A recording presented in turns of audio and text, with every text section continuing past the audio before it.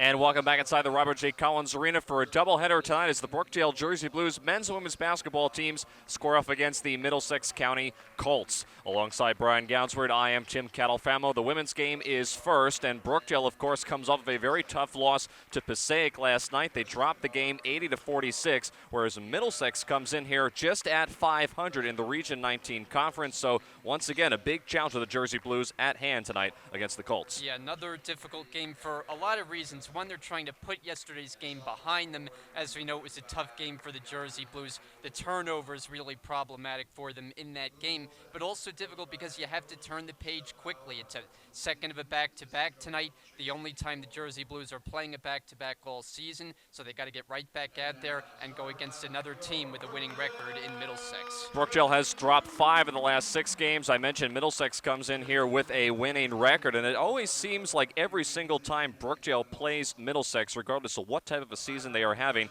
the Colts, especially on the women's basketball side, are always very tough. Yeah, typically an evenly matched game. The two teams pretty even on paper when you look at them. This year for Brookdale, we know it's been more of an up and down kind of season with a lot of in and outs on their roster. But nonetheless, as you mentioned, you always expect that this game is going to be tightly contested, usually another matchup that brings a good atmosphere here at the Collins Arena, and so we're looking forward to this one tonight.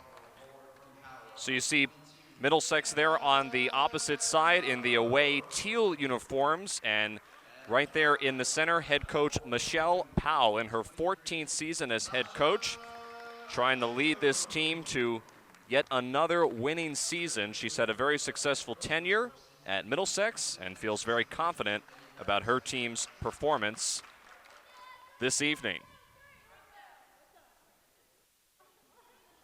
She's been the head coach at Middlesex since 2006. On the other side for Brookdale, you see Coach Brunson there in the middle, meeting with his players. A couple of last announcements before the game starts. 4th season as head coach for Rich Brunson. Took the job in 2016, and of course played D1 college basketball for the Rutgers Scarlet Knights in the early 1980s. Brookdale, their starting 5 will be the same starting 5 that they went to last night. Melissa Golembieski, Gianna Piccini, Amanda Friend, Anna Condanzaro, and Natasha Onyango. For Middlesex, it's Olivia Turso, Kiara Turner, Kanisa Chester, Gabriela Augusto, and Yani Abdul-Ahan. Yanni will be squaring off at midcourt with Anna Catanzaro. Our officials this evening are Mike Bartosek, Matt Deanna, and Count Williams. We're glad you're joining us here on Brookdale TV for the first game of our doubleheader tonight. Men's game will take place at 7 p.m. Women's game is just underway. And right away, Chester going to the rim hard, rejected slightly. Middlesex, though, was able to clear it. Shot clock did not reset. It's at 13 here for the Colts.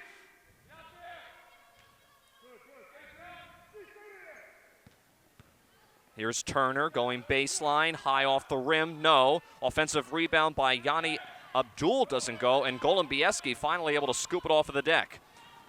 Brookdale running up the floor. Piccini threw it up, hit the side of the rim. And here come the Blue Colts in transition, but it leads to a turnover. I think Piccini on this end was looking for a foul last time up the floor, got a bump, but no call. Here's Piccini again. Inside feed to Catanzaro along the baseline, trying to get that shot to drop. It does not, and it goes out of bounds last touched by Natasha Onyango. So still scoreless here early on. And Brookdale has started slow in a lot of games. It seems to take them time to really find the flow offensively. I mean, for the season, they're averaging under 50 points a game, so offense has been difficult to come by throughout the year. And consequently, on the Middlesex County side, they average around 67 points a game as Yanni Abdul able to put it in underneath the basket, and she'll go to the line for one more shot.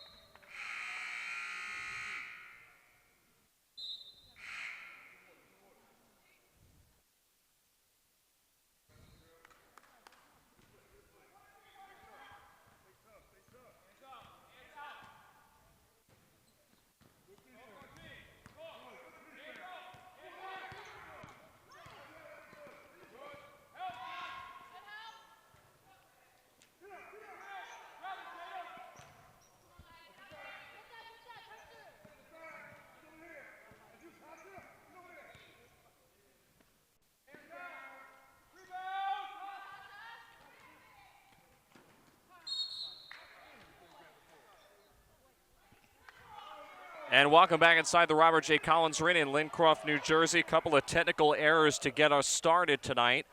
We do believe we have all the bugs worked out, and as it stands right now, it's Brookdale leading 7-3 with 4:32 remaining here in the first quarter.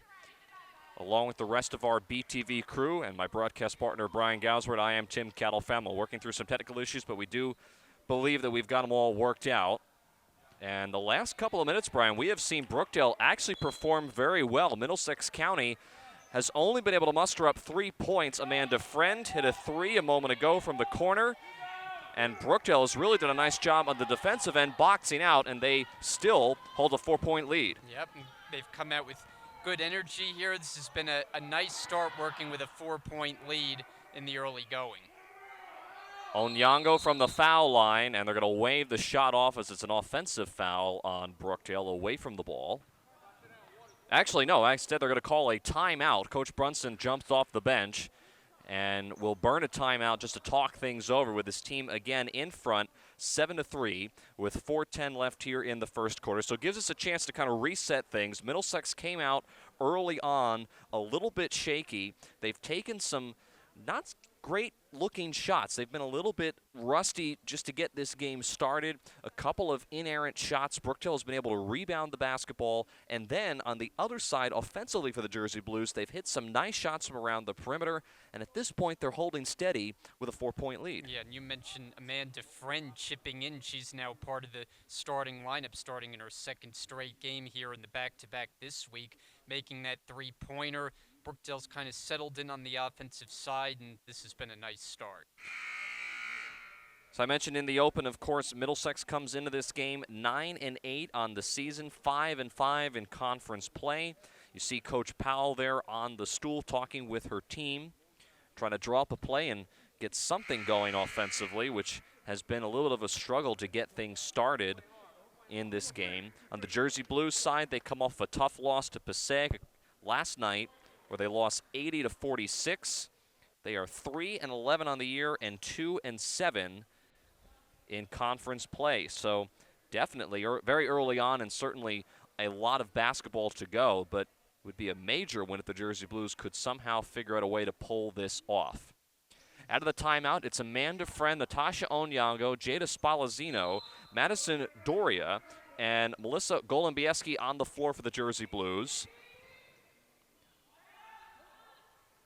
Here's Onyango from the right elbow. That's really her shot. A little too strong, and the rebound is corralled by Olivia Turso. And that's going to be a traveling violation as Turso was trying to kick it out to her teammate Turner in front of the Brookdale bench. Yeah, Turso is one of 4 Middlesex players as Brookdale makes a couple of substitutions. Gianna Piccini checking back in, but the Blue Colts have 4 players who've started at least 16 games this year, with Turso being one of them. So they've had nice continuity to their starting lineup throughout the season. Golombieski on the drive, floats it up there. That one doesn't fall. Piccini there with great position, but she couldn't finish underneath the rim. And up the court, here's Turner ahead of the defense with the layup. She beat Natasha Onyango, and Middlesex is within 2, 7-5. Yeah, and she can do that. The leading scorer for the Blue Colts, who averages just under 22 a game. Golombieski doesn't get the bounce on the rim to go, but a foul here on the Blue Colts. This will be on Gabriela Augusto. That's her second, and the team's 3rd foul here in the opening quarter. Onyango, little ball fake. Spalazzino may have gone up and down, and I believe she did. Yeah, she was not going to get away with that. Clear call there. So if you don't release the shot and come down, that's an easy call. Turnovers have been a theme for Brookdale this season. Unfortunately, 20 turnovers a game for the Jersey Blues. That's their average. They're trying to cut down on the amount of turnovers. And there were some bright spots in that game against Passaic, even though the Panthers were able to handle the Jersey Blues pretty handily in the second half. The Jersey Blues did look strong in the first, and were rebounding the basketball offensively, hitting the offensive boards, which has been a struggle for them this year. Yeah, And you mentioned a couple of standout performances. One of them, which you talked about during the broadcast last night, was the performance by Catanzaro on both ends of the floor. And another traveling violation here on Middlesex gives the ball back to Brookdale, still holding on to a 7-5 lead.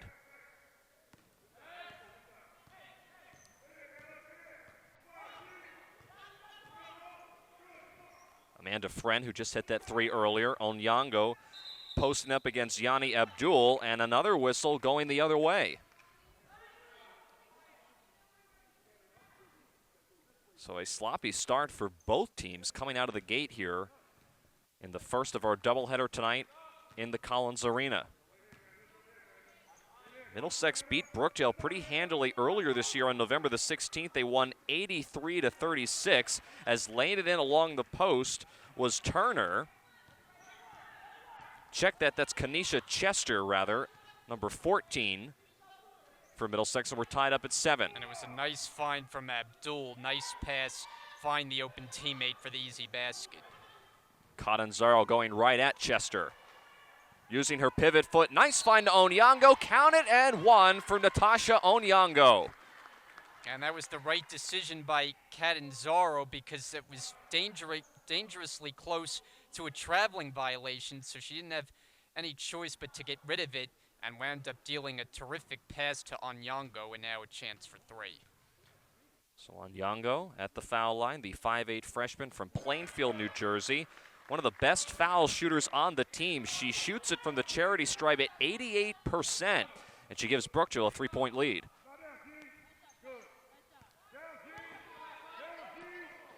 Turner, floater, back iron, rebound Catanzaro. Brookdale doing a very nice job hitting the offensive boards and grabbing that rebound, not allowing Middlesex to get second or third chance opportunities in this first quarter as Turner pokes it away out of bounds. 19 to shoot. Mentioned earlier, our officials in this game, Mike Bartozek, Matt Deanna, and Count Williams. Friend a straight on 3. This one doesn't go, and the rebound Abdul. Yeah, that one didn't go, but you can see Friend starting to gain confidence on that jump shot. Inside, here's Chester right at Catanzaro, rolls off the rim.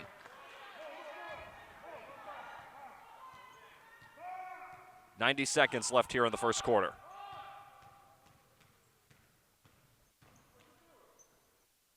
Pacini, guarded by Turso, almost went right around her. Now ball being worked back around to Amanda Friend. Shot clock at 9. Catanzaro a 3, left it short. Olivia Turso, a no-look bounce pass into the corner for Gonzalez. That 3 is an air ball. It's knocked around. Chester has it. Goes right at the rim. Can't finish. And Onyango able to secure the rebound. Middlesex just not getting anything to drop here in this opening quarter. Dangerous pass as Turner knocks it away. Golubieski was looking for Pacini. So you take a look at Kiara Turner. Averages 22 points a game and has close to 375 total points on the season, as the officials are going to try to reset the shot clock here. So Brookdale will have to inbound the basketball once again. Officials reset the shot clock to 15.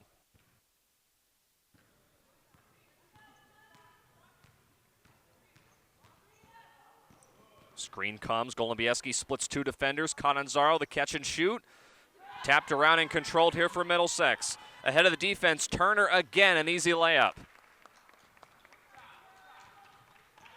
And now Brookdale can hold for the final possession if they choose to, as the shot clock is turned off. Golubieski being guarded by Gonzalez.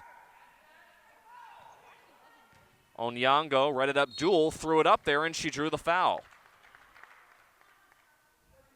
So Onyango, I mentioned it a moment ago, the best foul shooter on the team, will be going to the foul line. Yeah, you mentioned it, 80% free throw shooter for a team that struggles in that department, 54% overall. So she's way above what the rest of the team is shooting from the line.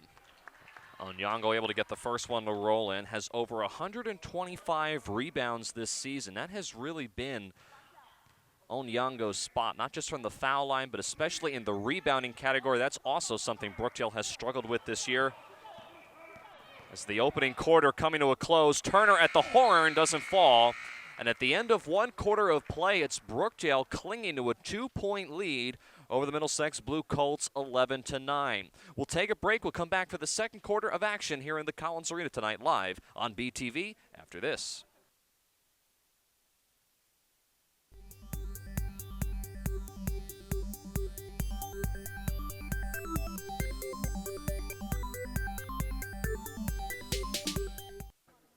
Back here in the Collins Arena, getting ready to start the second quarter. Alongside Brian Gounsford, I'm Tim Catalfamo. Brookdale leads 11-9 over the Middlesex County Blue Colts. Michelle Powell and company have a little bit of work to do after a shaky start in the first quarter. This is a team I mentioned earlier in the broadcast that averages around 67 points a game, well above the amount of points that Brookdale averages. They only average around 50 a game, but Jersey Blues looked a lot more confident on the floor and were able to execute better, especially in the rebounding category, limiting Middlesex to just one shot per possession. Yeah, and leading by 2 here as the second quarter underway. One note for Middlesex, while they score in the 60s, it's a team that overall does not shoot very well from the floor, 33% as a team. And a very late whistle, Brian. Right as you were finishing up that point, Golan Bieski got knocked down to the ground, and the official, after a very long pause, calls a blocking foul on Golan Bieski. Yeah, that came way later than it should have, and I think that's why Rich Brunson, discussing with the official, he's not happy about the call. You don't see Rich Brunson get too upset very often. That's the second foul on Golan Bieski. Let's just say he's a little more mild-mannered than the men's coach. Turner from the corner, able to drain it, and we're tied up at 11. Kiara Turner, the best shooter on the team, and certainly comes in here averaging the most points, will be a player to keep an eye on as the night goes along. Brookdale looking to answer, and Onyango dribbled it off her foot.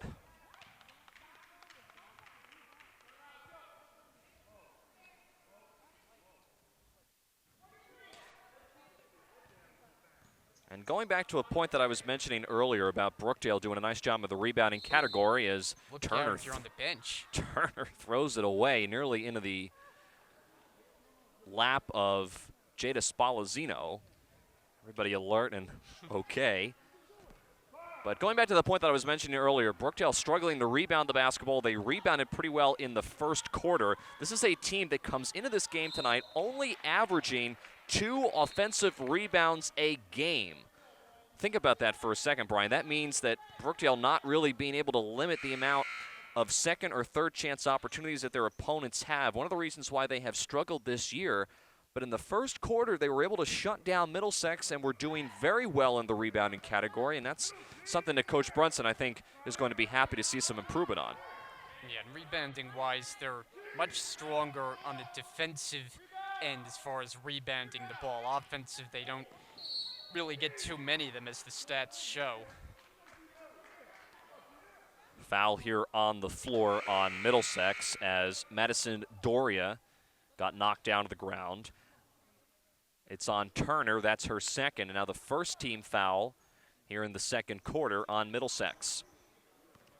Both Middlesex and Brookdale are playing without some key players. For Brookdale, they are missing Tiance Wilson and Kenya Wagner for the second straight game, as those two definitely do a lot and can help the Jersey Blues on offense. For Middlesex, they're missing Bailey Rosamier and Elias Santos, who are inactive tonight. So both teams trying to have other players step up on the floor in this conference matchup. Gonzalez dumped it downstairs to Abdul. It was rejected by Catanzaro, but Chester's able to stick with it and put it in for two, and Middlesex regains the lead 13-11. Yeah, and at first, Catanzaro came out of nowhere to block that shot. As Brookdale will turn it over there, but then Middlesex able to score after the initial block.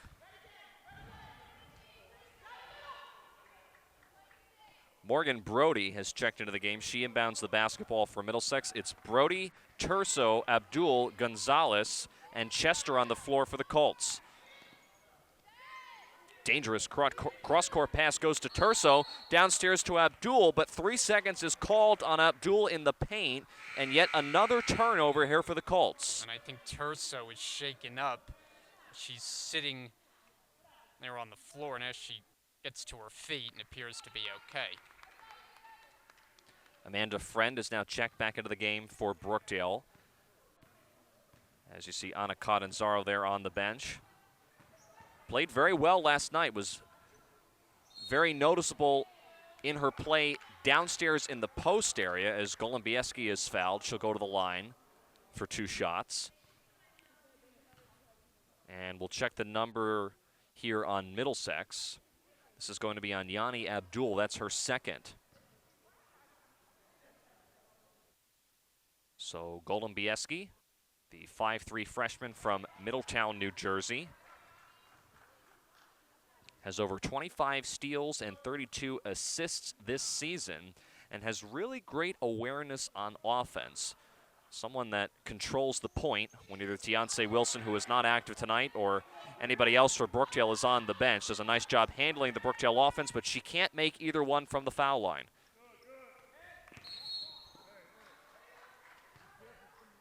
And Turso walked again right around the three-point line. Yeah, Middlesex, like Brookdale, they have a high turnover number on the year, averaging over 20 per game, and it's, I think, one of the things that's held them back, hasn't allowed them to really take off this year, and they've kind of hovered around the 500 mark. Golombieski goes around the screen, drives to the rim, and gets it to go off the glass and in. A nice drive by Melissa Golombieski, and we're tied up at 13.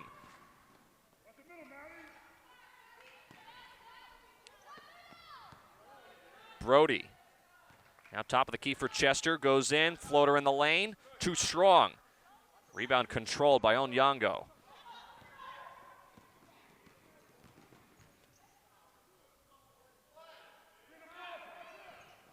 Gianna Pacini nearly had it poked away by Turso, and Pacini takes it and scores, going right to the rim, and a timeout is called by Coach Powell as Brookdale is able to regain the lead 15-13. Oh, nice job by Pacini there. She was pretty well covered along the perimeter, but is able to blow by the defender Turso and clear path then to the basket. So Michelle Powell there you see in the gray jacket, trying to coach along with some of her assistant coaches on the sidelines, get her players focused. Michelle, as I mentioned, took the job in 2006, her 14th season at Middlesex. She played college basketball at Union County College and then transferred to Keene University, where she was a member of the 1987 women's basketball team that reached the NCAA Division III Final Four. So a very talented player. An administrative advisor at Middlesex County College during the day, and of course during her spare time has built up a very successful reputation at Middlesex as always having a very strong basketball team each and every year. So it's Gonzalez, Brody, Turso, Abdul, and Chester on the floor for Middlesex once again out of that timeout. Here's Abdul right at Amanda Friend. A mismatch there, but she left it short. She got her own rebound, and she'll go to the line. Yeah, and Abdul tough to block out as you see her follow up her shot, and she's the leading rebounder for the Blue Colts, the only Middlesex player to average double figures in that department. So the foul for Brookdale is on Natasha Onyango. That's her second foul, team's second foul here in the second quarter. Try saying that 3 times fast as Abdul hits the first one from the line. She'll get one more. Again, the 5'9" sophomore from Colonia makes them both. And now a full court press being shown here by the Blue Colts. See how Brookdale's able to handle this as Pacini was looking for Friend, but she wasn't ready for it. And a walk in the backcourt as Chester took one too many steps. And honestly, Brian, it feels like both teams are right there and they're trying to execute on offense, but they're trying to put the cart before the horse, so to speak. They just can't quite get settled in. Still almost 15 minutes now into this first half. Yeah, perhaps playing a little bit too fast. I think that's what we're seeing, and that often can lead to turnovers. Give and go to Catanzaro inside the post, doesn't go. Here's Gonzalez, able to lay it in. Coach Brunson not very happy with the team's defensive effort there as Middlesex regains the lead.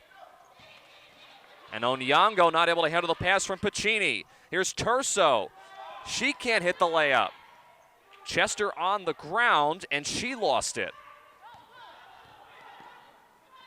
Both teams trying to look for a little bit more consistency on both ends of the floor.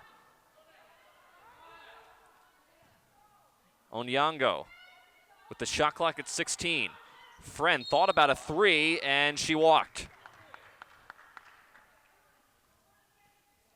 And while both teams have turned it over their fair share in the half, I think the traveling violation has been the #1 call for both sides. Well, I mentioned Brookdale averaging 20 turnovers a game. Middlesex not much better. In fact, they averaged 21 turnovers a game, so it hasn't been a great start, and you've seen a lot of turnovers in this first half as Abdul is able to follow through with contact and put it in. Colts lead by 4. Brookdale has got to get it across the midcourt line. And now a timeout is taken by Coach Brunson as Amanda Friend would have beat the 10-second clock, but Coach Brunson wisely will burn a timeout here to discuss things. It's another 30-second timeout, so we'll keep it here on Brookdale TV. I mentioned at the top of the broadcast, Brookdale has lost 5 of the last 6 games. They struggle to grab offensive rebounds. And those turnovers really have just been a killer for this team at different times this season. Coach Brunson and his team have been trying to work on that, clean that up. And we have seen some improvement over the last couple of games, but they're still trying to close it out and get that elusive win here in the month of January. This has been a low-scoring start for both teams. I mean, neither team has yet to hit the 20-point mark, and we're getting close to halftime here. Yeah, especially for Middlesex, averaging 67 a game. This is well below their average. They have not shot the ball very well, in addition to those turnovers. Jasmine Blanco has checked into the game for Middlesex. She's on the floor as Yanni Abdul will take a break. Dangerous inbound pass leads to a turnover. Turso going hard to the rim. She can't get it to drop. And a foul here.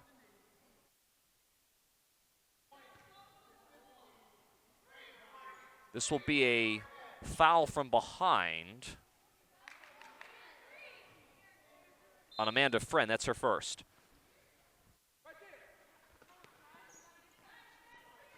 So a fresh 20-second shot clock now for Middlesex. Top of the key, Turso left it short. And another whistle. And a foul here on Chester. That's her second. Both teams now have 3. Middlesex backs off of the pressure for the moment. Golubieski threw it away. Brody comes up with it. 1-on-2. Morgan Brody threw it away as well.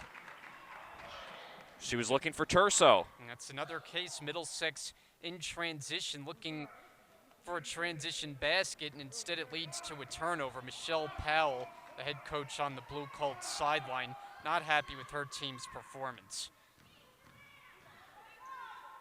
Onyango open for a long 2, and she drains it. Natasha Onyango, Brookdale needed that. They're within 2. Yeah, and in these two teams' first meeting, Onyango posted one of her better outings of the season, scoring 16 points to go along with 9 boards. Chester from the foul line, off the rim and in. Actually banked it in for Kanisha Chester. And the Colts back up by 4. Pacini left all alone for 3. Got it. Yeah, Pacini will take that 10 times out of 10. Moving up the floor, seeing no defender get up to contest the shot, and that's too easy. They'll actually call it a 2. Her foot was on the line, but still nonetheless a nice basket by Pacini. Brookdale within 2. Here's Blanco. She can't lay it in, and a foul. This will be on the Colts.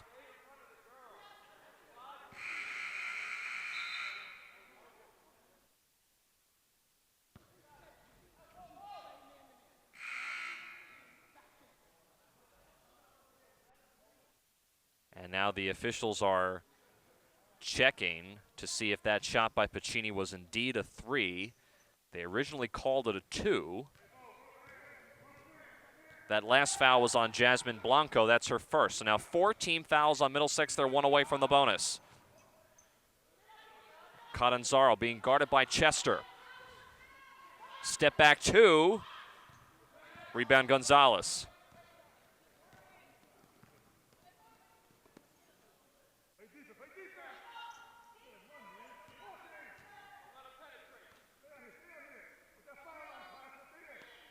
Gonzalez now back to Turso. Shot clock is now at 13. Chester cross-court pass to Gonzalez along 2. Nothing but net for Yaslin Gonzalez. Golumbieski now kicks it out to Pacini. A 3 on the way is good, and this time it is ruled a 3, and Brookdale's within 1. Yeah, that time no question about it. Clearly behind the arc and knocking it down. Golumbieski on the ground, comes up with the loose ball. Amanda Friend now over to Pacini, thought about another 3. She drives to the rim instead and can't lay it in. It would have given Brookdale the lead.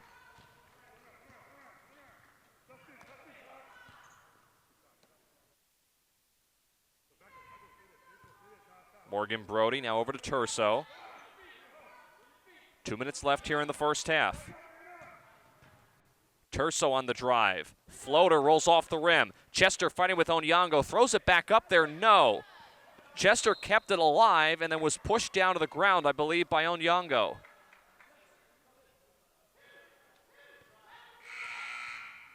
That'll be the 4th team foul on Brookdale, and as the 3rd on Onyango. Madison Doria comes into the game. Chester left all alone and lays it in.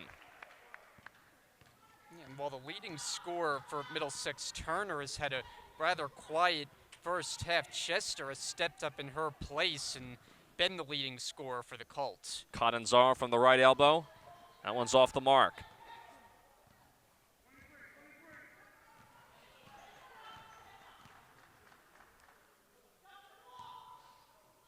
Brookdale has dropped into what appears to be the 2-3 zone. On the drive, Turso is fouled. That's about 3 times, at least in this first half, that Turso has gone down on a drive to the basket. The first time it happened, I thought she was injured, but fortunately was able to get up. Gianna Pacini checks out of the game. Jada Spalazzino will check in for her, as Olivia Turso, the 5'2 freshman from Elizabeth, New Jersey, shooting 2 at the line. Amanda Friend picked up her 2nd personal. Turso averages around 11 points a game and shoots 70% from the foul line, so a rare miss for the freshman. And as you mentioned, Brian, has been really all over the floor here in this first half. Missed them both. Chester tried to save it, acrobatic play, but it winds up in the hands of Amanda Friend.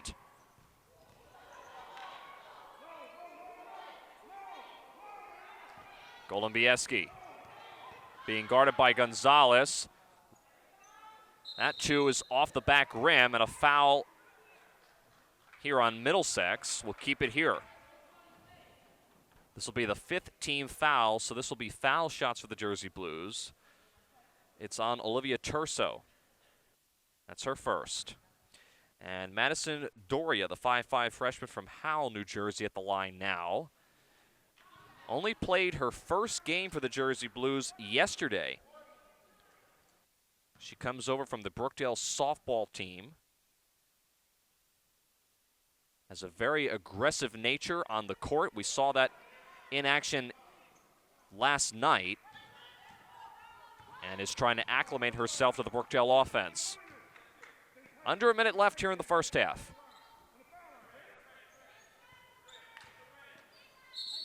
And a tie up in the paint. This will be a jump ball. It'll stay here with Middlesex. Gabriella Agosto and Golombieski both going for the ball. 17 to shoot.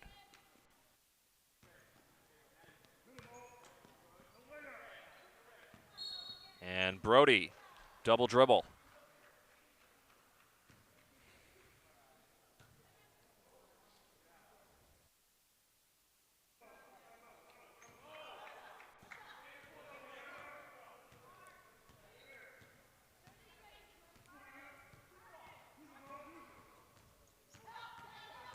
Golombieski going around a high screen set by Catanzaro. Now she'll pull the trigger on a three. That one's off the rim. And a whistle. This is going back to the Jersey Blues. How many times have we seen that in the first half? They got a double dribble call that time, so Brookdale hoping to take advantage. They can hold for one here with the shot clock turned off. Jersey Blues down by 3.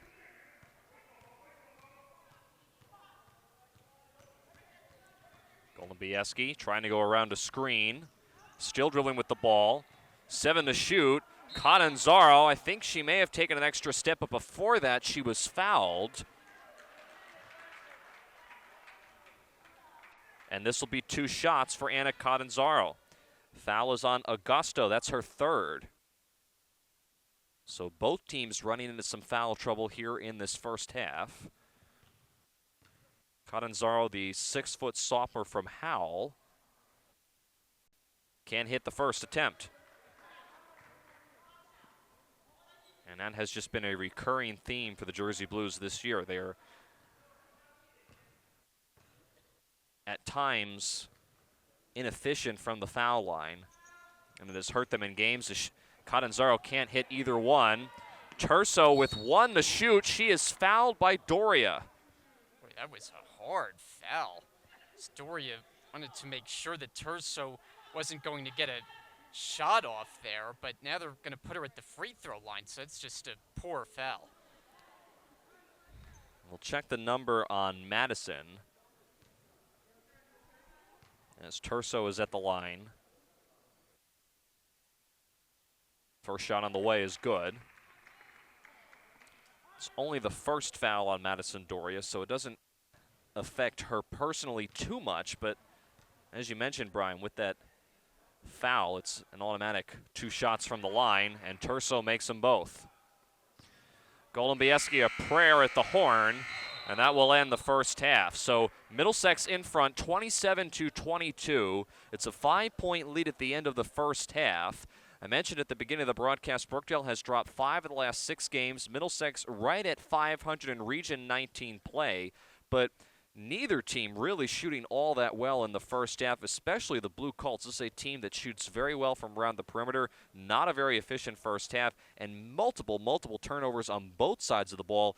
Very shaky start. We'll see if that changes in the second half. Yeah, these teams will try to clean it up, make an adjustment at the locker room, and see if they can come out with better flow on the offensive end. For Brookdale, though, one thing they've done well this year is shoot it from three-point range, and you'd like to see coming out in the second half more of that. They shoot about 40% from three-point range. Not too many attempts outside of Pacini in that first half. She kind of got going. That got Brookdale in this game. They're right in it against a team that has a winning record, so we'll see what adjustments they make and how they come out in the second half. We'll see if Brookdale can pull it out in the second half. Again, Middlesex County leads by 5. We'll take a break here at halftime and come back for the second half here on BTV tonight after this. Hi, my name is Isabel Maycrans. Everyone calls me Bella. I'm a forward here at Brookdale. I'm from Tinton Falls, New Jersey. I went to Woodbridge High School, and I came to Brookdale because it was close to home. Hello, my name is Jada Spalzino, and I'm a guard on the Brookdale basketball team. I am from Manasquan, New Jersey, and I went to Manchester Township High School. I'm studying criminal justice at Brookdale, and the reason I chose to go here is because I'm a two-sport athlete. Hi, my name is Kenya Wagner, and I am a center/forward at Brookdale Community College. I am from Holmdel, New Jersey, and my major is undecided. Hi, my name is Melissa Golombieski. Everyone calls me Mo. I play point guard for Brookdale. I'm from Middletown. I went to Middletown High School North. I'm studying liberal arts at Brookdale, and I chose Brookdale because it had really good recommendations, and my brother went here and really enjoyed it. My name is Natasha Onyango, and I'm a power forward. I come from Plainfield High School, and I'm studying nursing as a major. I chose to come to Brookdale because I love the school and I love the basketball program in it. Thank you. My name is Tiancy Wilson, and I play point guard and guard for Brookdale women's basketball. I'm from Tinton Falls, New Jersey. I went to Monmouth Regional High School, and at Brookdale I'm studying special education, and I chose Brookdale because it was the smartest financial move for me. Getting ready to start the second half here in the Collins Arena on the campus of Brookdale Community College. Alongside Brian Gounsward, I am Tim Califan with the rest of our BTV crew. And our doubleheader tonight as the Brookdale men's and women's basketball teams are squaring off against Middlesex County. Middlesex has a 27-22 lead. They were able to pull away just a bit towards the tail end of the first half, but Brookdale, for the most part, even though it has been a sloppy game so far with a lot of turnovers on both ends of the floor, they've been able to stick with the Colts so far. We'll see if they can try to cut into this lead. Catanzaro on Brookdale's first offensive possession here in the second half with the fadeaway jump shot. It doesn't go, and the rebound is controlled by Olivia Turso. Turso bringing the ball up the floor. Her shot is rejected by Catanzaro. Catanzaro has become elite in the shot blocking category. And Pacini at the other end is able to draw the foul. It was a 5-on-4 situation for Brookdale. And Gianna Pacini now will be at the line for 2 shots. Foul was charged to Catherine Cottrell. First time she's been in the ball game. That's her first. Pacini can't hit the first attempt from the line. Gianna, the 5'7" freshman from Keyport, has scored double figures in several games this year and had a career-high 21 points versus Camden earlier this season. She brings Brookdale to within 4. Turner with a runner in the lane, left it short.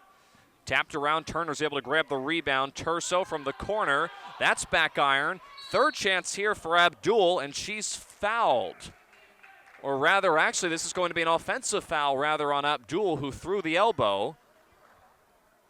So it goes the other way. That's her third. I don't think Abdul liked the call very much, and it's a costly one for her, as you mentioned, picking up number 3, and she in all likelihood will be forced to sit pretty soon. She remains on the floor. Golombieski nearly had her pass to Catanzaro taken away by Turner. Catanzaro directing traffic. Shot clock is down to 8. A long 2 off the rim.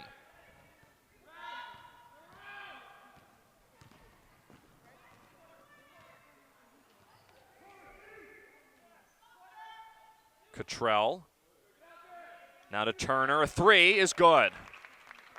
And to this point, Middlesex hasn't really gotten Turner going. If she does, look out, because she's the leading scorer, averages over 20 points a game, and had 32 when these teams met for the first time back in November. She's 4th in the NJCAA in total points this year, and a turnover here as Cottrell is able to take it away from Onyango, taking it to the rim, high off the window and in for Catherine Cottrell.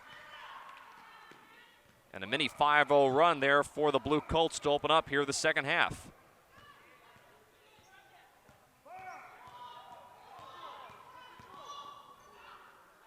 Friend sets her feet.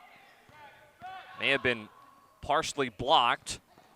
And Turner can't handle the pass from Turso. Yeah, that's a couple of times in this game that Middlesex has tried to quickly rush passes up the floor, and instead the result has been turnovers. Madison Doria checks into the game as Amanda Friend goes to the bench. Brookdale trails 32-23 as Coach Brunson will take a timeout to talk things over with a 30-second timeout. Coach Brunson will be taking his team to go see the Rutgers women's basketball team play Michigan State at the Rack on Monday. It'll be a team trip, bonding experience for the entire team. Of course, Rich Brunson, as I mentioned earlier in the broadcast, a Rutgers Scarlet Knight alum, played for the men's basketball program from 1979 to 1983, and played against some very big-name players at that time, such as Michael Jordan, who at the time was at North Carolina. So a lot of Rutgers connections on that side of the court. And Brunson will take them up to go see Vivian Stringer and the rest of the Rutgers women's basketball team in action on Monday.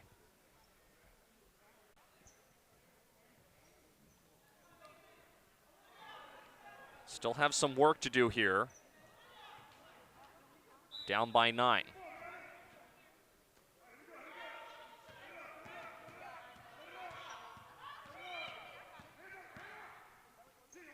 Catanzaro on the drive, floats it up there, goes back to the Middlesex Colts.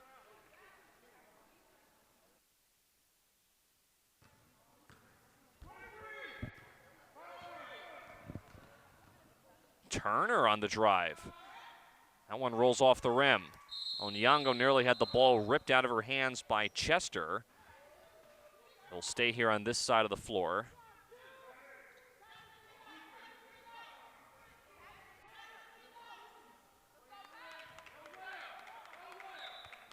Cottrell will inbound.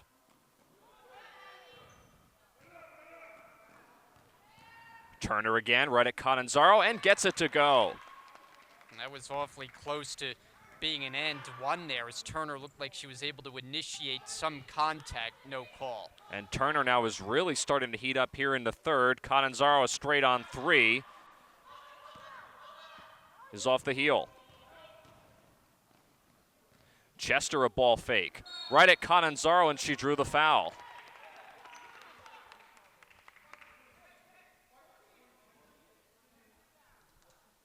That'll be Catanzaro's second personal foul. And Kanisha Chester will be at the line now for 2 shots. Checking back into the game, Jasmine Blanco, as Yanni Abdul, who picked up those 3 personal fouls, or her third personal foul, I should say, a moment ago, goes back to the bench. Chester at the line now. This has not been her strong suit. She only shoots 35% from the line this year, as she misses the first.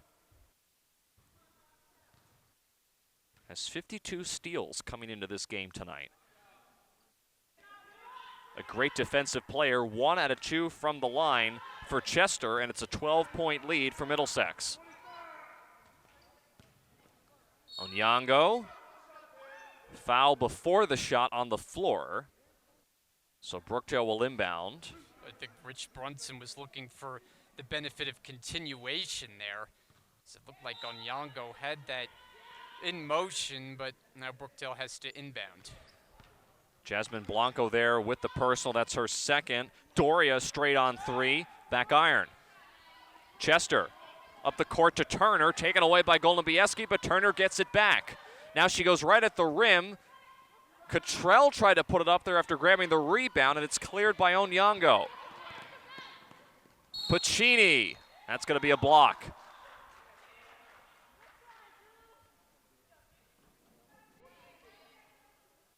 Well, Cottrell did well to get back in transition, but she's called on the blocking foul. See what number that is on Cottrell, as we get intermittent buzzers with all these substitutions. I think actually they're going to call the foul instead, Brian, on Chester. That's her third. She goes to the bench along with Blanco for Middlesex. It's the 4th team foul now on the blue Colts, and there's still 6:18 remaining in the third, so they're one away from the bonus. Pacini, once again, 1 out of 2 from the line. Brookdale's still in this game, but they're going to need more offense to stick with the Colts that are just starting to hit their rhythm. Gonzalez had it blocked by Catanzaro. She didn't even get off her feet. Just put her hand up in the air. Pacini traveled.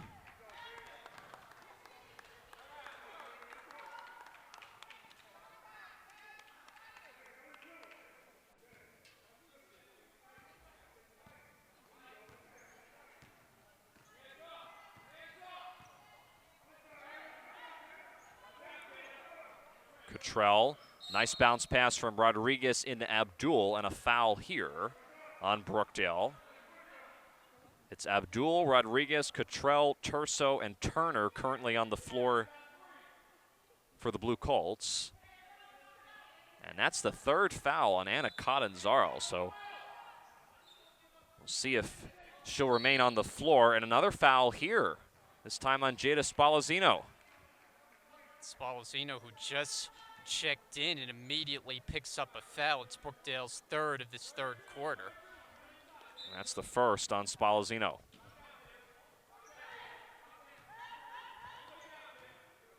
Brookdale in a 2-3 zone here. Turner to Turso, shot clock at 10. And another traveling violation. So multiple turnovers in this game. We thought that maybe in the second half both these two teams would have a chance to reset and clean things up, but it has been a sloppy game to say the least, Brian, for both teams. Yeah, it's been a struggle on both ends of the floor. Spalazzino unable to hit the jumper. Turner took it herself. High off the glass, no. Last touch by Catanzaro.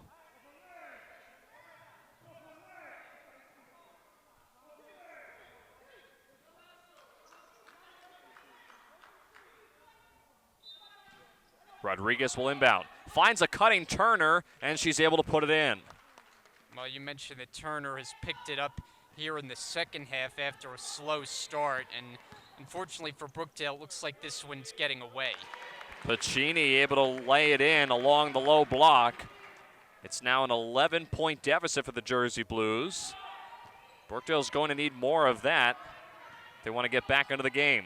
Cottrell squares up for a long two, and she drains it.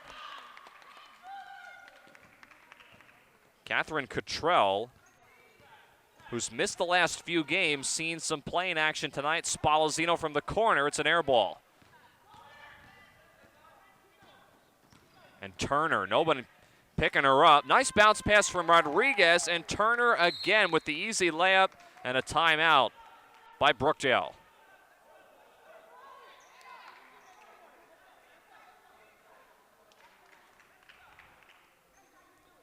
It's another 30-second timeout, so we'll keep it here on Brookdale TV. 4:26 remaining in the third. Actually, Coach Brunson now will change his mind and call a full timeout on the floor. We'll take it with him. Brookdale down 41-26, 4:26 remaining here in the third quarter.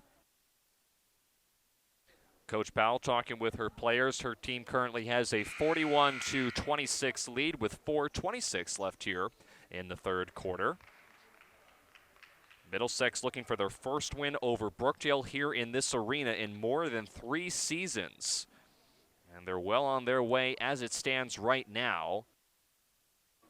Colts led by 5 at halftime, but Brookdale has only been able to amass a couple of buckets here in this third quarter, and we have seen Middlesex finally able to get something going on offense after a sluggish first half.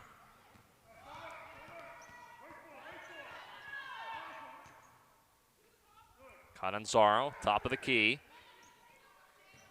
Now here's Golden Bieski going baseline. Had it blocked away.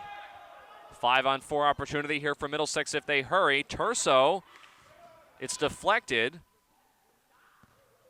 And Turner nearly lost it going out of bounds. Abdul had it blocked by Catanzaro, and a whistle. And this might be the 4th personal foul on Yanni Abdul. Waiting to confirm. It's the 5th team foul here on Middlesex, and it is indeed the 4th team foul on Abdul. And this will be foul shots for Brookdale, because now the Blue Colts are in the double bonus.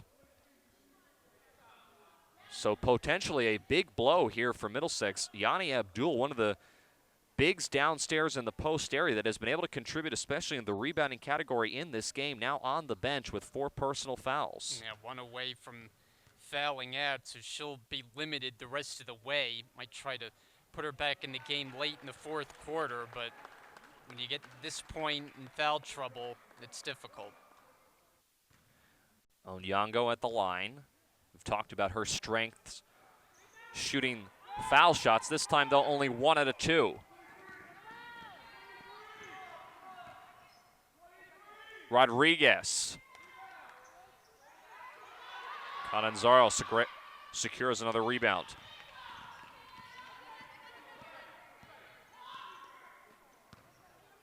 Onyango had it rejected ever so slightly. Now Golombieski straight on 3. That one doesn't go.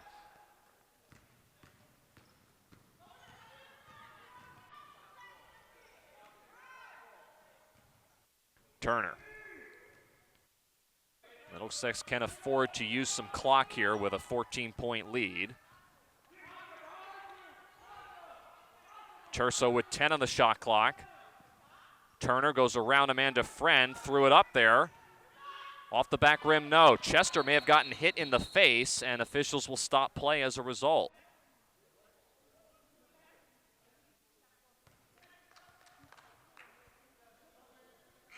And Coach Powell's not going to take any chances. She'll take Kanisha Chester out of the ball game. In for her, Gabriela Agosto.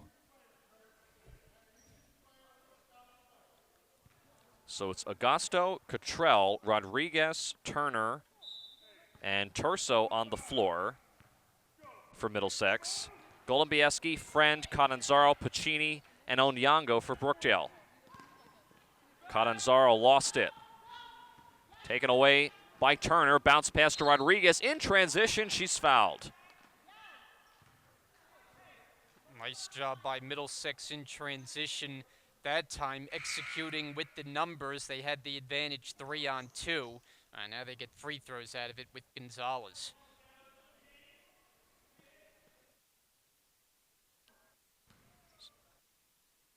So Yaslin Gonzalez at the foul line. Gets the first one to rattle in. 5'2" freshman from Elizabeth. Has 14 steals on the season. Coming into this matchup tonight. And Gonzalez has been able to contribute fairly nicely on the floor. As a whistle here. And another foul, and this will be on Catanzaro. And that is her 4th.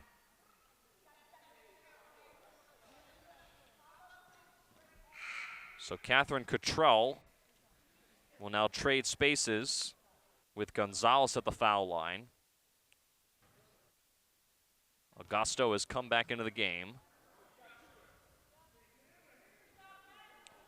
As Cottrell rattles the first one out. I mentioned that Cottrell had missed the last couple of games. But one interesting fact about her, standing at just 5'7", is she has 9 blocks on the year. And that's not a stat that you would think ordinarily someone that stands at 5'7" would be able to pull off, but shows how well she's played defensively as Middlesex keeps it alive with the offensive rebounds, and Turner is able to lay it in, and another foul going against the Jersey Blues. Well, you can hear it there. The Middlesex bench sure gives their team a lot of support with the cheers on that end-one opportunity for Turner. It's the 4th personal foul on Onyango, so now Catanzaro and Onyango both have 4 fouls. Onyango remains in the game. Catanzaro is on the bench. Onyango taking it right at Chester. Brookdale just continues to struggle mightily on the offensive end.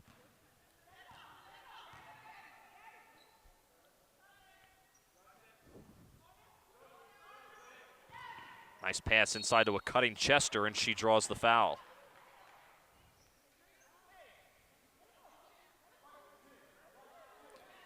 This will be on Madison Doria.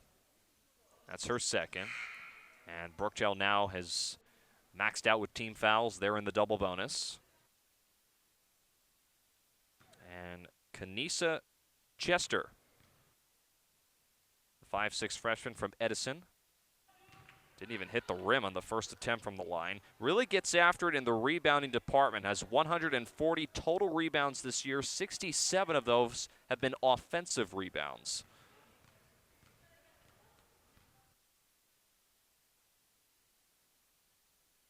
Chester missed them both.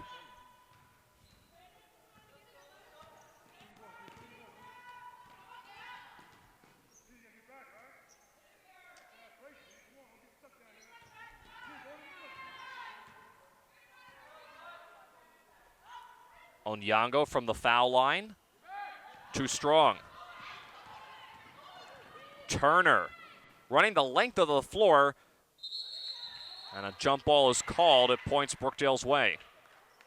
Well, Turner didn't get that to fall, but impressive to see her move in transition, that kind of speed with the ball in her hands. Didn't get the layup to fall, but she's an impressive offensive player. Natasha Onyango, who, as I mentioned a moment ago, has picked up 4 personal fouls, checks back out of the game. Amanda Friend comes in for her. So it's now Friend, Golombieski, Piccini, Doria, and Spallezzino, the new lineup for the Jersey Blues, as Golombieski gets it to go off the glass and in. 44-29, Middlesex leads.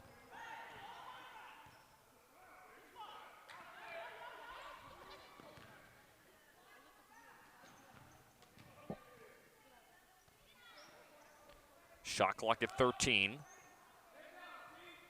Cottrell, too strong on the 3. Rebound by Chester, and she went over Amanda Friend, and that's going to be an offensive foul.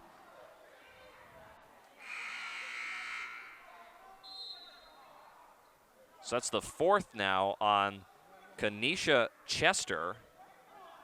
So Chester and Abdul each have 4 personal fouls for the Blue Colts. 1 minute left here in the 3rd. Spallezzino from the corner. Last touched out of bounds by Brookdale.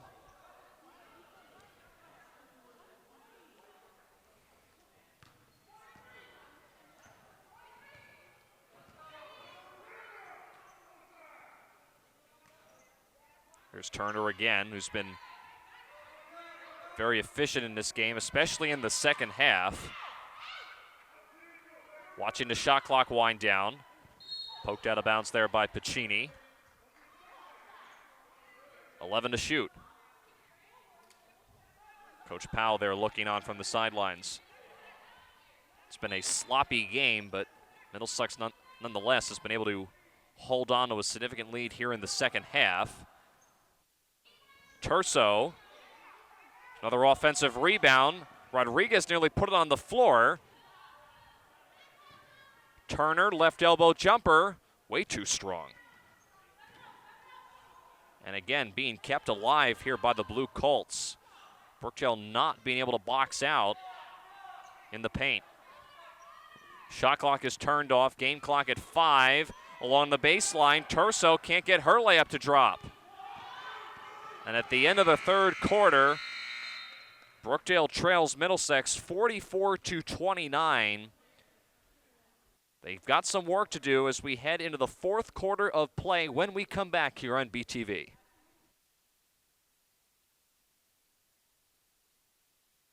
Back here in the Collins Arena, getting ready to start the 4th and final quarter of play. Middlesex leads 44-29 over the Brookdale Jersey Blues.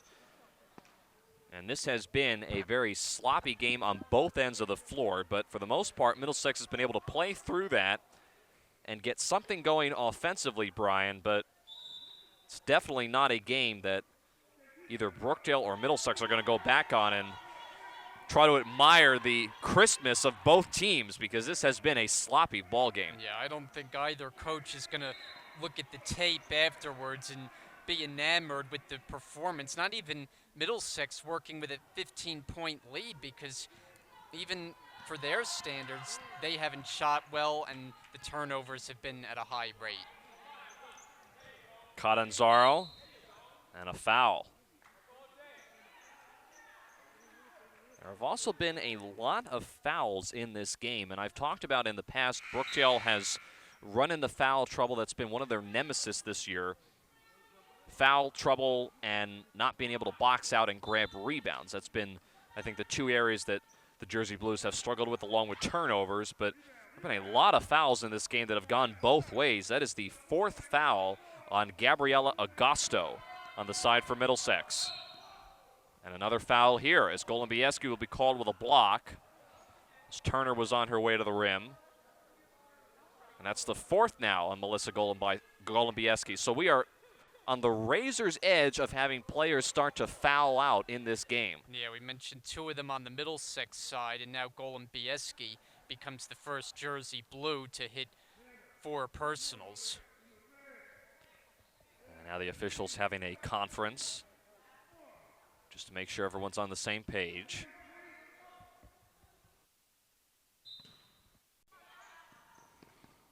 Turner and another foul.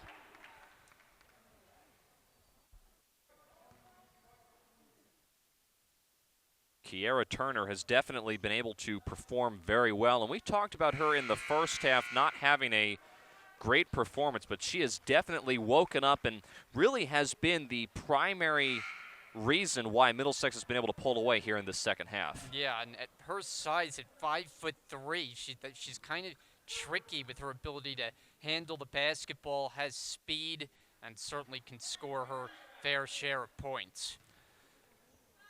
Catanzaro picked up her 5th foul, so she is now fouled out of the game. Brookdale has multiple players that are on the, as I mentioned a moment ago, razor's edge of fouling out as well. Middlesex in the same situation. We'll see how it plays out. Still nearly 9 minutes left to go here in the fourth. Onyango had it blocked away.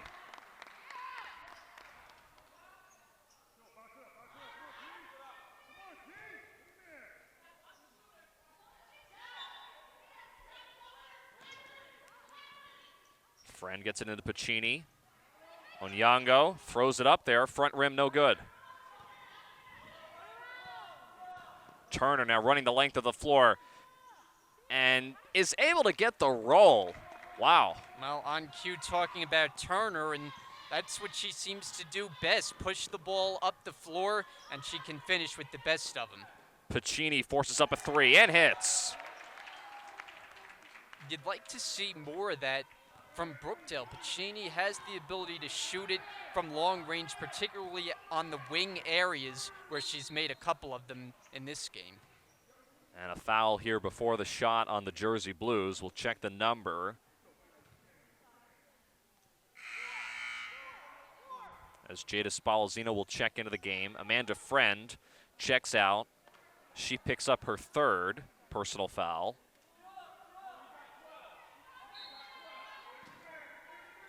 Rodriguez gets it into Brody, a long 2 is short. Spalazino out of control, never really had possession of that ball, but somehow is able to clear it back and then takes an inerrant shot.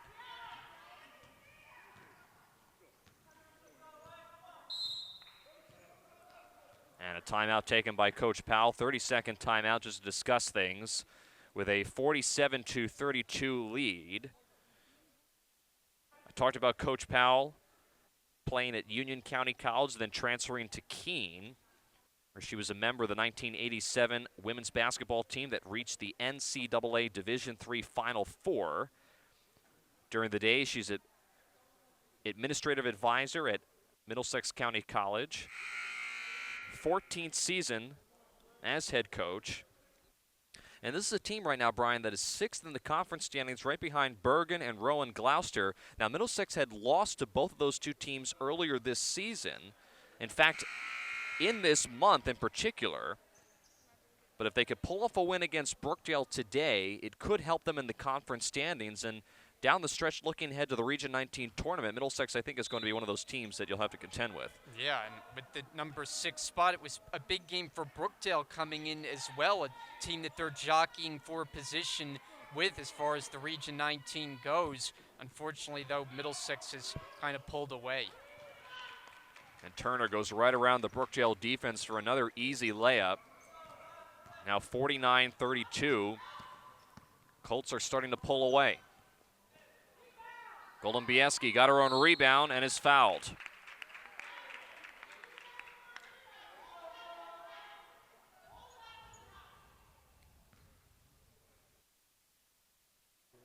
Foul is on Morgan Brody. That's her first.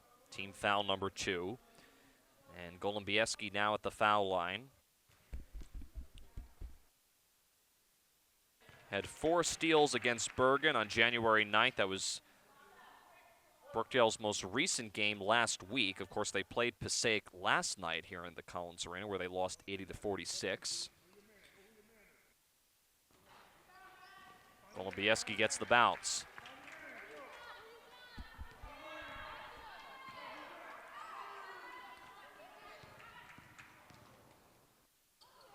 Brody. Rebound Onyango. Onyango threw it away. Isabel McRons is checked into the game. She keeps it alive here for Brookdale. And Pacini draws another foul at the other end. This might be on Brody. If it is, it'll be her second. And it is indeed the second foul on Morgan Brody. So she heads out of the game. Back on the floor, Yanni Abdul, who, remember, will be playing with 4 personal fouls. Jasmine Blanco also will check out. And Pacini at the line now for 2.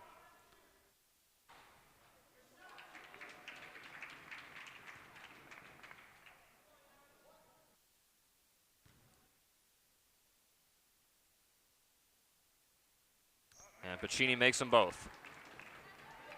It's a 13-point game.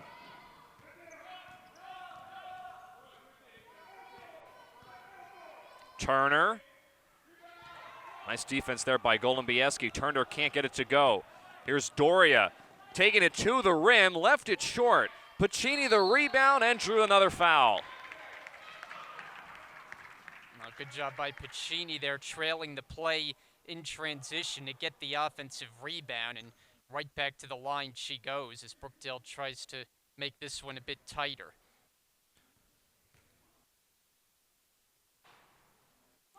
Pacini not able to get the first attempt to go. Player that can drive and shoot, and we saw that on display, in particular in that Bergen County game that I was just referencing a moment ago. Pulls Brookdale to within 12. Terso counted and one. That's a good answer there by Middlesex as Terso just took it herself there. I don't think there was any pass on that possession. And now a chance at a 3-point play this end.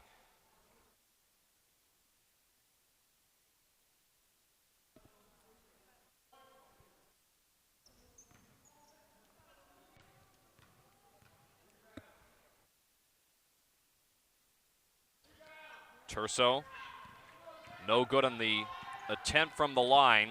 She can't complete the 3-point play. It remains a 14-point lead here for Middlesex. Goldenbieski tries to cut into that and left it short from beyond the arc. That was kind of a forced shot there very early on in the shot clock, and Goldenbieski not really set. Rodriguez cutting to the rim and lays it in. She beat her man. That was Doria on the floor, beat her defender who was guarding her one-on-one. And Middlesex now continues to increase their lead. Amanda Friend. I think she was trying to drop it off into Spalazino. Turner with the layup.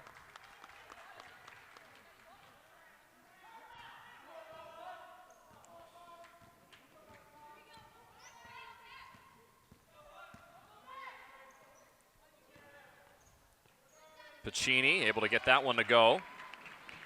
Banks it in off the glass. And Brookdale needs somebody out other than Pacini to step up on the offensive end. Pacini doing the bulk of the scoring here in the second half. Long two there by Turner.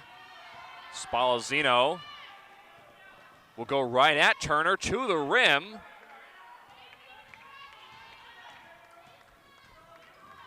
It's been that type of game. Brookdale has had multiple opportunities. They just can't seem to capitalize on it. This Turner, another two for her.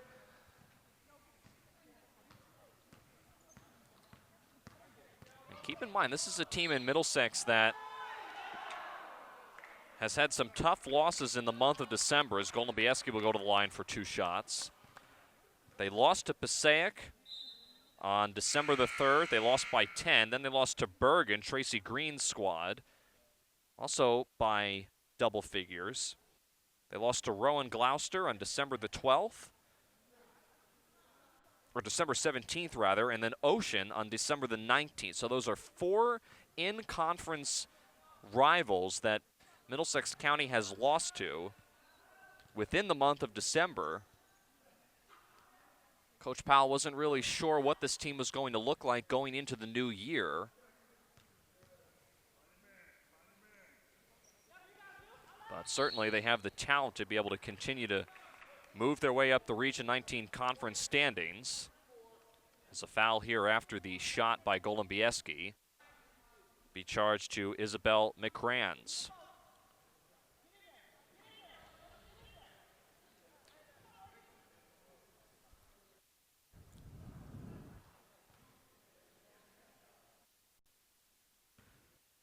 Kanisha Chester once again at the line.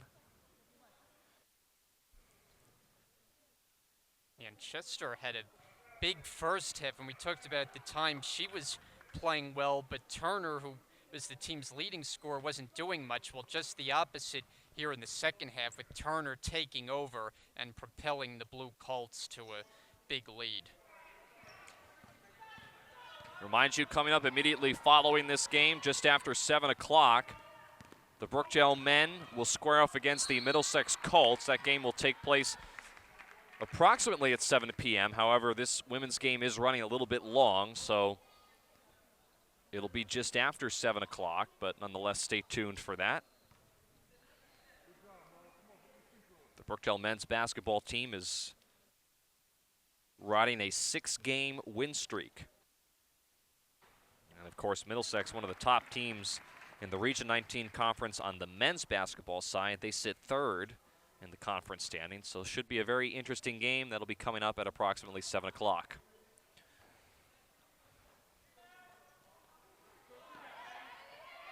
Doria keeping it alive here. And another foul as Chester hit the deck. And Golubieski now has fouled out of the game.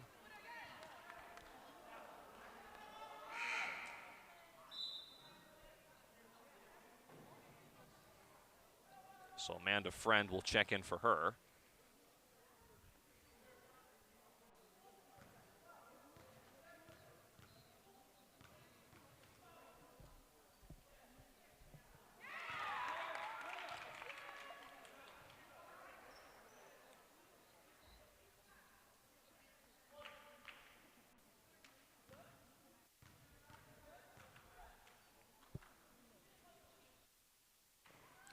Chester 1 out of 2. So under 5 minutes left here in the 4th. Again, here in the Collins Arena tonight, a cross-county rivalry between Middlesex and Brookdale.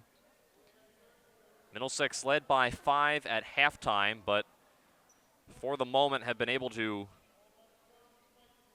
take control, and especially in this second half, been able to explode, particularly from players such as Kiara Turner, Olivia Turso, and Kanisha Chester. Those 3 in particular have been major scorers and have contributed nicely on the offensive end.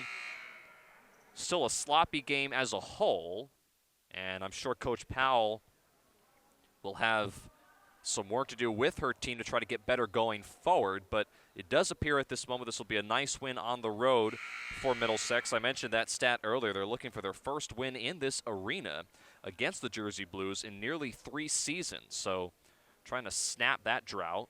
They had beaten Brookdale earlier this year, November the 16th. They won 83-63.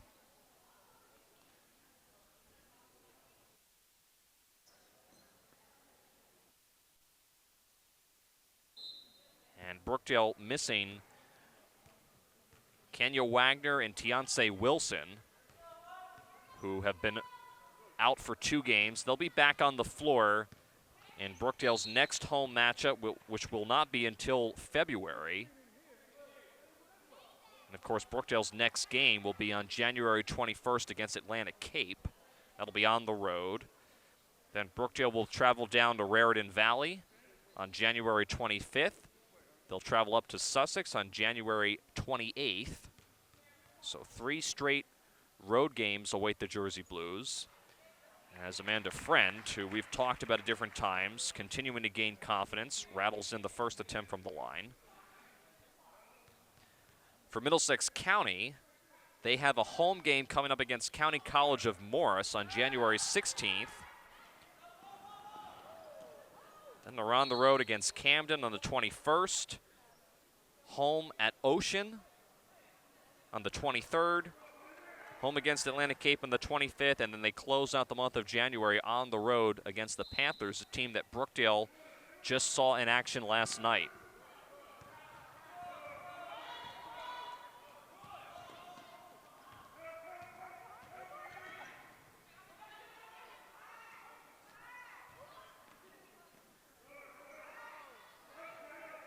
Shot clock at 7 here for Turner. Turner drives it herself, and count the bucket and the foul for Kiara Turner. Now the creativity on full display. She was just able to squeeze between 2 defenders, get all the way to the basket, and she's working on a big night tonight.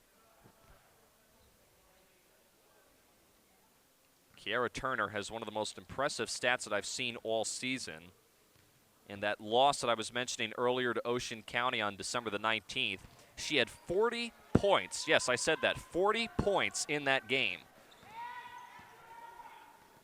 Hard to believe that was a loss on the Middlesex County side, but it was.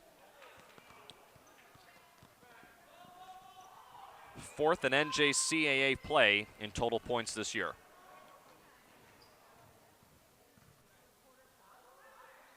Brody along 2. That rims out.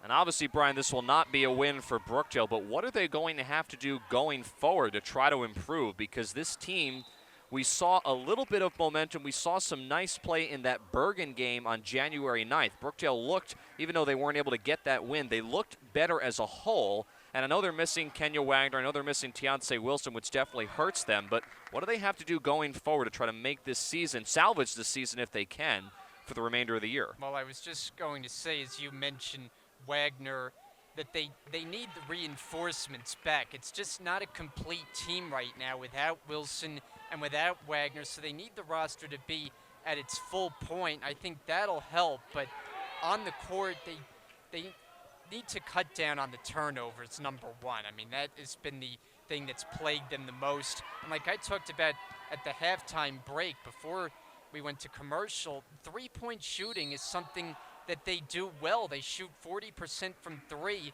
but not enough attempts, not in this game or the season. I think that can help give them some confidence on the offensive end if they can get that going. But it's just been a struggle here lately to generate any kind of offense, and we've seen a number of difficult performances in a row. And Gianna Piccini is also one of those players, Brian, that we both have talked about at different times this year. She can drive, she can shoot, but she has seemed to struggle this year to be consistent from game to game. And that's, I think, a big part of the Brookdale offense, especially when you have players like Kenya Wagner or Tiance Wilson that are not on the floor. Yeah, and when Brookdale has won, as you see Rich Brunson there, Piccini typically has had her better scoring performances. So finding a way to be more consistent in that aspect, I think, would prove beneficial for Brookdale as well. Chester puts in a nice 2 after the assist from Brody.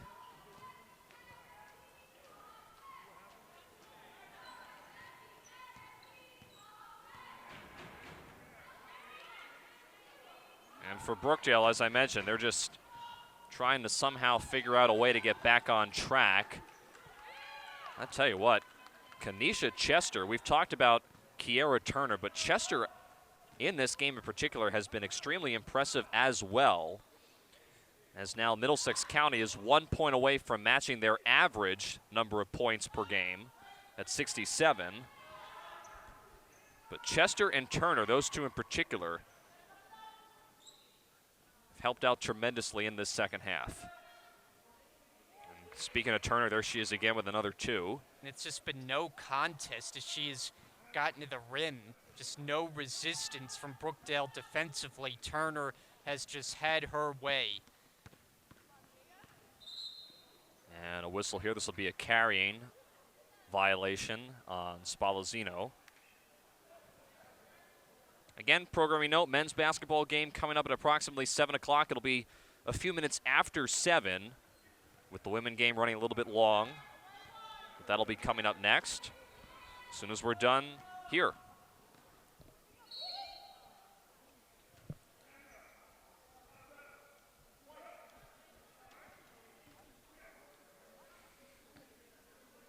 Turner is fouled again. She'll go to the line. Amanda Friend has now picked up her fourth.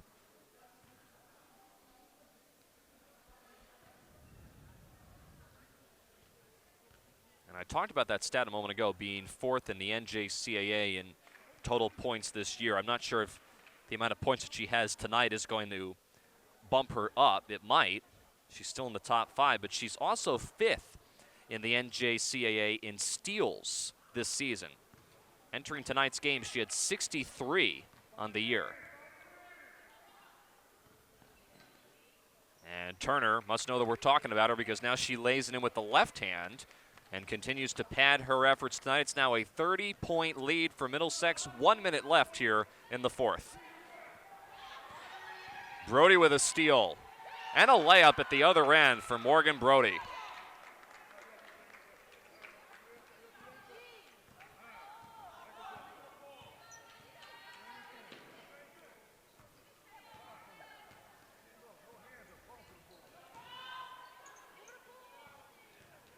Amanda Friend, and a foul.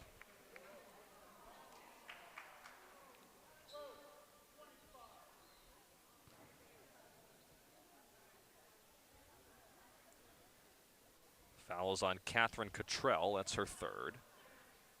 And Amanda Friend, I mentioned earlier, a player that is gaining confidence for the Jersey Blues. In fact, I talked to Coach Brunson about Amanda Friend, and if there's been one bright spot with this struggle that the Jersey Blues have been on the last couple of games, it has been the fact that Amanda Friend has really developed after not seeing much action in the beginning part of the year. As the season has gone along, she's gained confidence, and you can see a much different Amanda Friend on the floor now than earlier this season. Yeah, the confidence is definitely there. You can see it when she shoots the basketball, now shooting from deep on the perimeter. And Friend now will pick up another foul here. We'll check the number on her. That might be her fifth.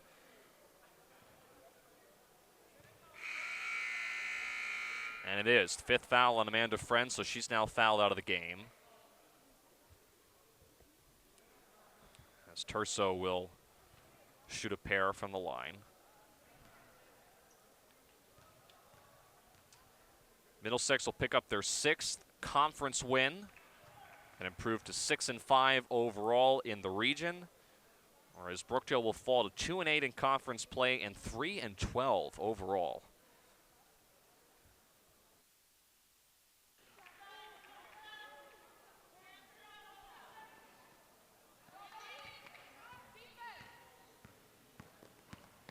Final 15 seconds now. Pacini, a long two.